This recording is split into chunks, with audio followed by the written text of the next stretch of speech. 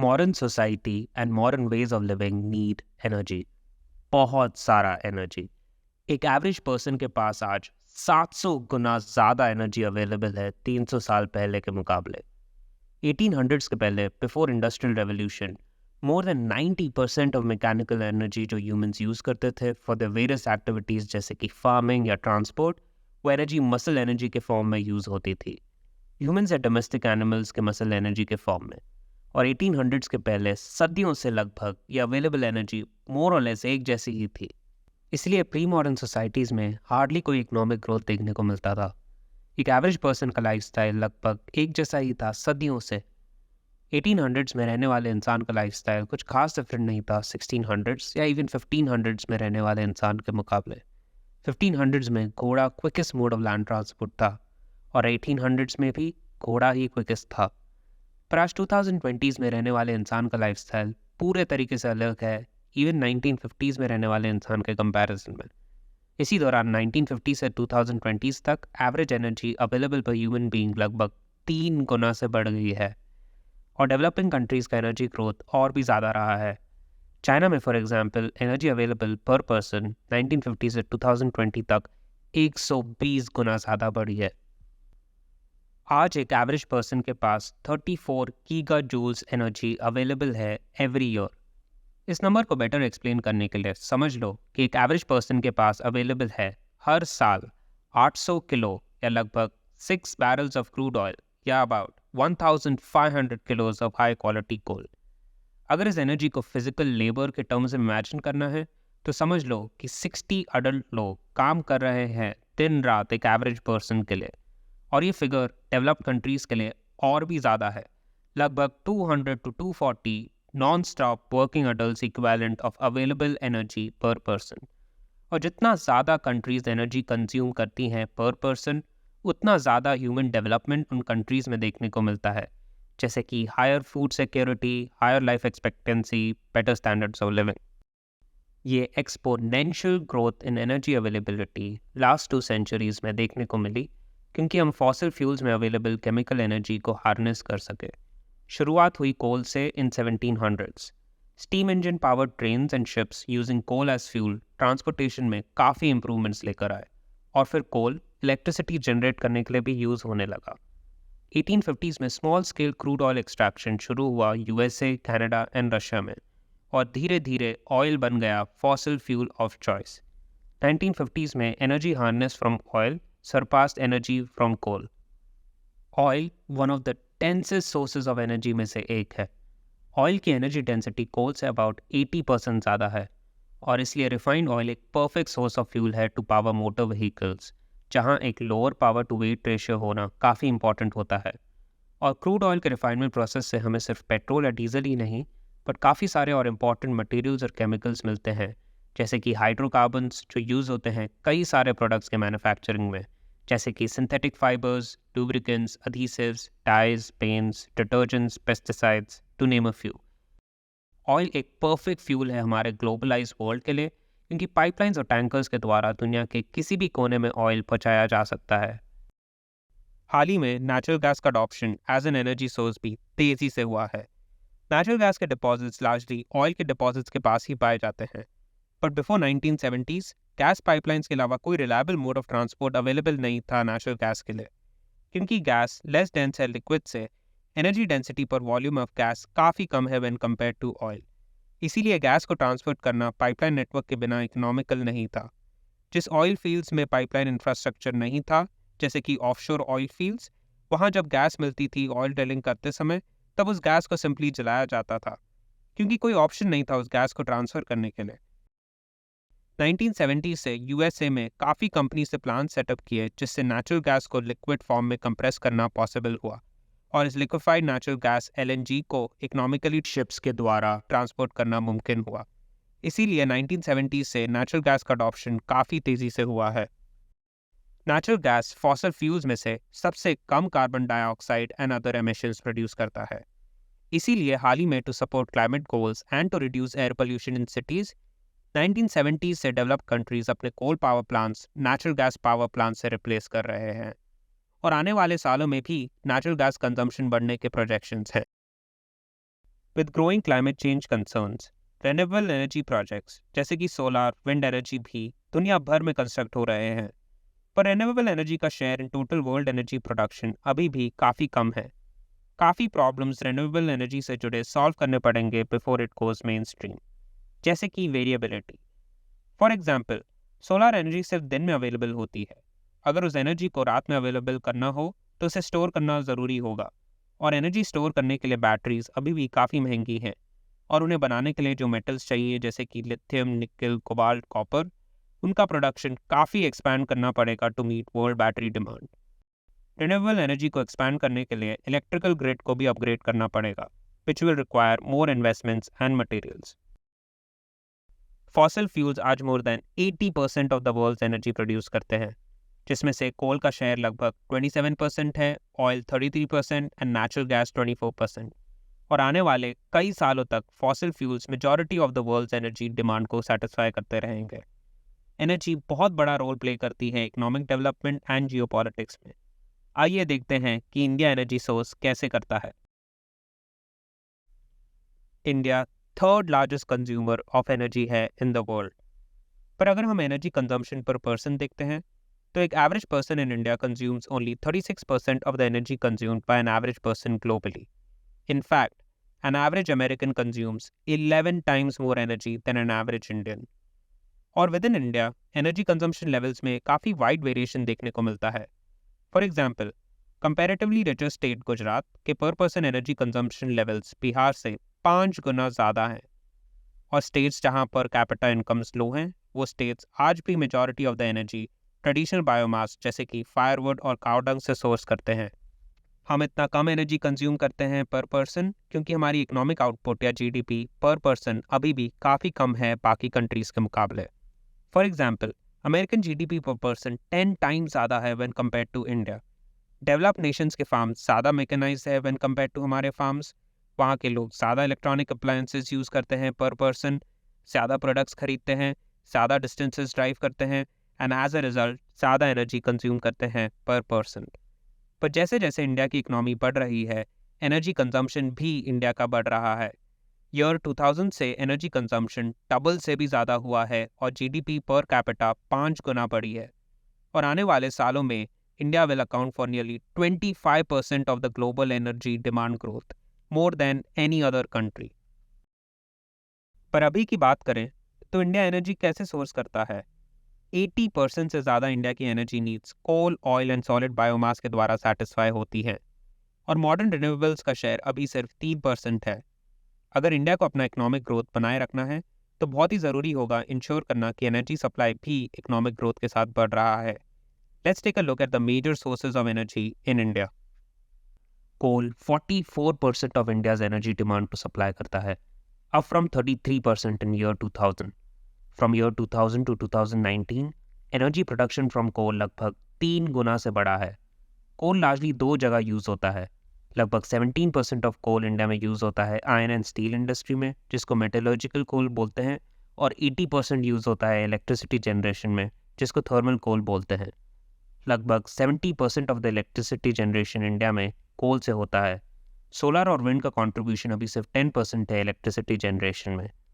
Increase in coal consumption की वजह से ज़्यादा एमिशंस एंड पोल्यूशन लेवल्स भी देखने को मिल रहे हैं। Majority of coal mines India के ईस्टर्न स्टेट्स में प्रेजेंट हैं, जैसे कि ओडिशा, छत्तीसगढ़, झारखंड और eastern Madhya Pradesh. Large proportion of this coal को कंसिडरेबल डिस्टेंसेस ट्रैवल करना होता है वेस्ट और नॉर्थ इंडिया पहुंचने के लिए, जहां मेजॉरिटी कोल का कंजम्पशन होता है, और ये ट्रांसपोर्टेशन होता है रेलवेज़ के द्वारा। रेलवेज़ की बल्क कमोडिटी ट्रांसपोर्ट की आधे से भी ज़्यादा कैपेसिटी कोल को ट्रांसपोर्ट करने में जाती है। As a result freight cost एक अच्छा खासा कंपोनेंट बन जाता है कोल के टोटल कॉस्ट में, पर्टिकुलरली बिकॉज फ्रेट कॉस्ट से पैसेंजर रेल फेयर सब्सिडाइज होते हैं। 40% रेवेन्यू इंडियन रेलवेज़ का कोल ट्रांसपोर्ट से आता है, और सिर्फ रेलवेज़ ही नहीं, 7 लाख से ज़्यादा लोग डायरेक्टली और उससे कई ज़्यादा इनडायरेक्टली कोल सेक्टर से एम्प्लॉयड हैं। इंडिया के पास दुनिया के 5th लार्जेस्ट प्रूवन कोल रिजर्व्स हैं, पर ये कोल मोस्टली लो क्वालिटी का है, जिसमें ऐश एंड अदर इम्प्योरिटीज़ ज़्यादा हैं और फ्यूल वैल्यू कम। इसीलिए per tonne of burning Indian coal कम एनर्जी और ज़्यादा एमिशंस एंड पोल्यूशन प्रोड्यूस करता है। इतने ज़्यादा कोल रिजर्व्स होने के बावजूद डोमेस्टिक कोल सप्लाई डिमांड को मैच नहीं कर पाया है और लगभग 30% of the coal consumed in India is imported. Metallurgical coal के क्वालिटी रिक्वायरमेंट्स ज़्यादा होते हैं थर्मल कोल के मुकाबले और इसलिए लगभग 80% ऑफ मेटलर्जिकल कोल इम्पोर्ट होता है। अधिकतर imported coal Indonesia, Australia and South Africa से लाया जाता है। 80% of domestic coal government company Coal India Limited mine करती है। इंडिया में कोल माइनिंग प्रोसेस काफ़ी लेस मैकेनाइज्ड है और लेबर प्रोडक्टिविटी काफ़ी कम। कोल इंडिया ने रिसेंट ईयर्स में मैकेनिकल इंप्रूवमेंट्स इंप्लीमेंट किए हैं जिसकी वजह से लेबर प्रोडक्टिविटी डबल हुई है।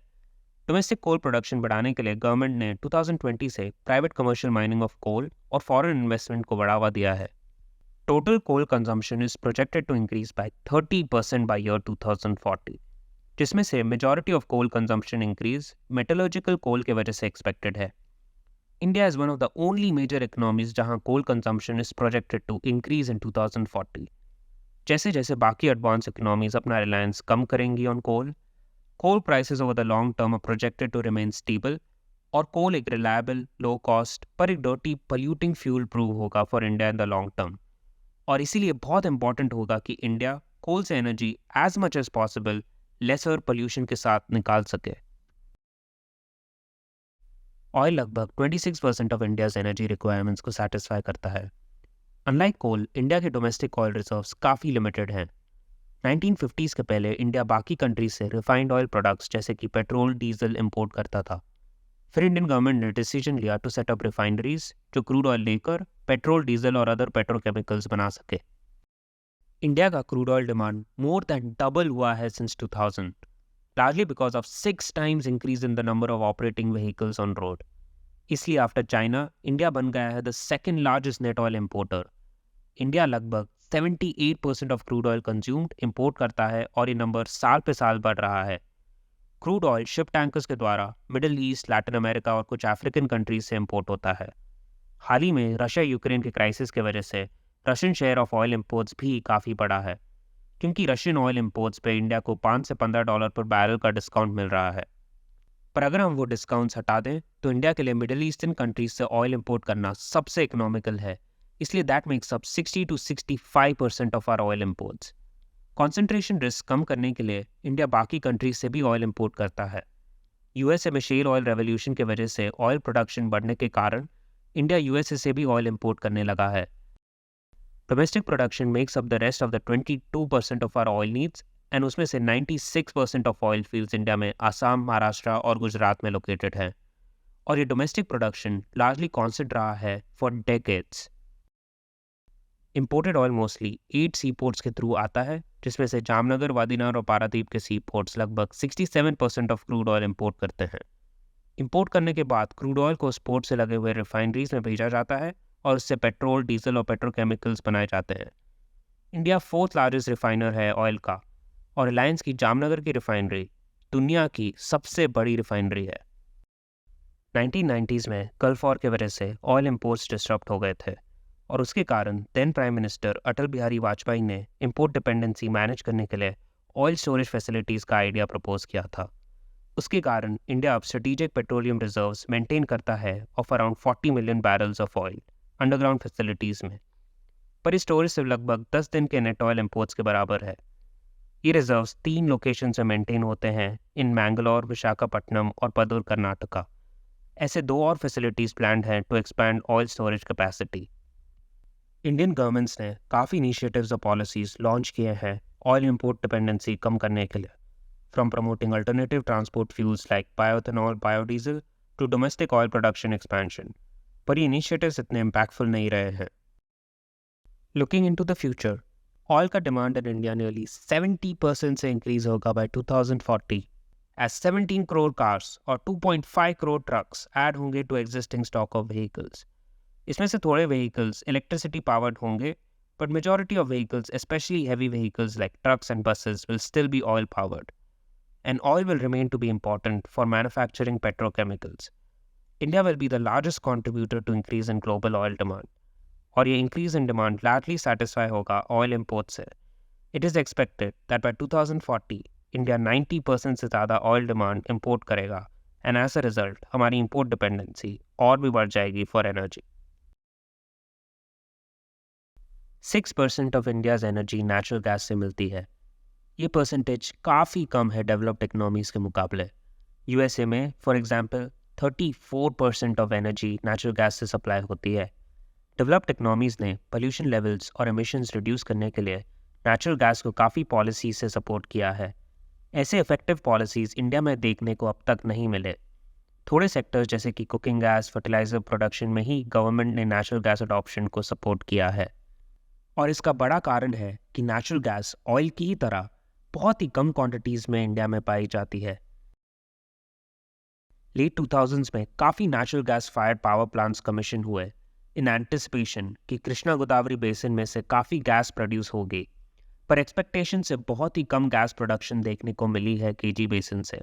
इनफैक्ट 2010 से India's domestic natural gas production decline हो रहा है।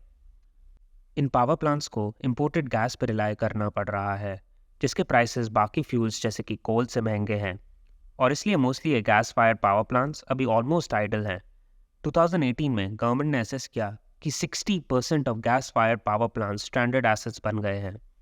डिक्लाइनिंग डोमेस्टिक प्रोडक्शन के कारण इंडिया अब लगभग 50% of natural gas consume import करता है, up from 20% in 2010।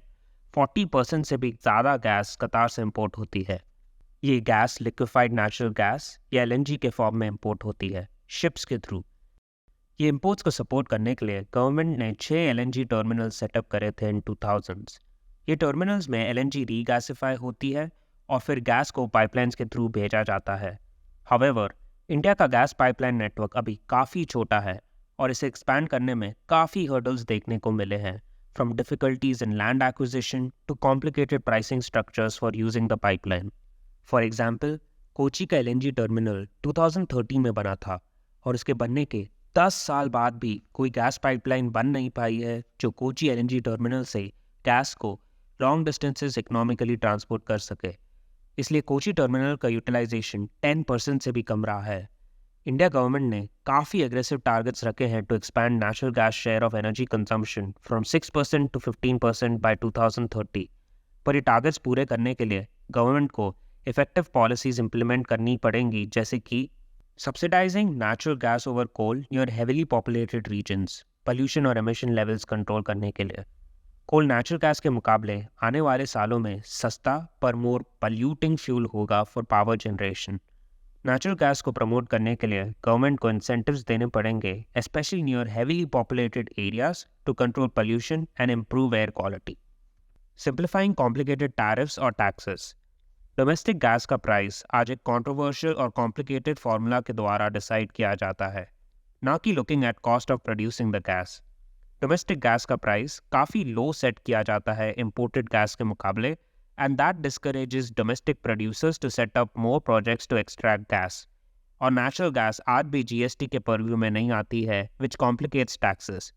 Government steps ले रही है to simplify pricing and taxes by pooling the prices of imported and domestic natural gas, पर और initiatives लेने पड़ेंगे to improve price discovery. Expanding pipeline network. India के पास अभी सिर्फ 30,000 kilometre of gas pipeline network है, जो मोस्टली वेस्ट और नॉर्थ इंडिया में कॉन्सेंट्रेटेड है। यूएसए का gas pipeline network for example लगभग 5 लाख किलोमीटर बड़ा है। Encouraging CNG. ऑटोमोटिव सेक्टर में नेचुरल गैस एज फ्यूल काफ़ी सस्ता है पेट्रोल या डीजल के मुकाबले इंडिया में। As a result CNG powered vehicles की ग्रोथ काफ़ी स्ट्रॉन्ग रही है in India over the last decade. However 92% of the CNG car sales सिर्फ 4 स्टेट्स में ही होती है, क्योंकि बाकी स्टेट्स में अभी भी इतने सीएनजी फ्यूलिंग स्टेशंस प्रेजेंट नहीं है।